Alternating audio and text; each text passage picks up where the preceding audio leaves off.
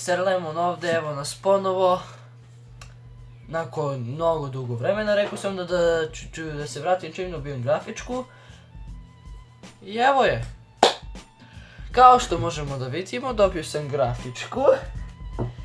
GeForce GTX 1050 Ti, Storm X 4 GB. Nema ništa bitno sa strane, od pozadi imate English, Romanian, Italian, French, German, Russian, Lithuanian, Kazah... Ok, ne mogu više da čitam jer to ne mogu da čitam. Kako jebe? Sad. Očekujte mnogo bolje videe.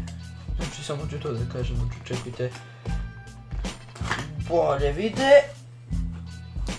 I da vidimo šta imamo unutra. Ako vas zanima šta ova grafička može, to je specifikacije kakve su joj, sve ću da ostavim u deskripciju i će se pojavi na video, evo baš sad. Kao da, sad možete da ga gledate baš. I da otvorimo ovo i vidjet ćemo ovo.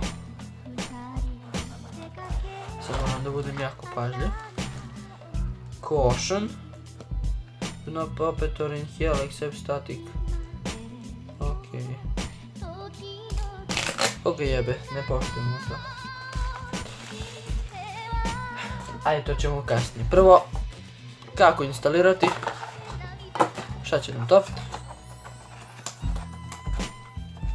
Drive-ovi. To će nam treba, to ćemo nam doturimo tu. Evo što imamo još u kutiju. Ima kurac, aha, ok. Sle, znači, šta sle? Ništa sle. I evo je grafička.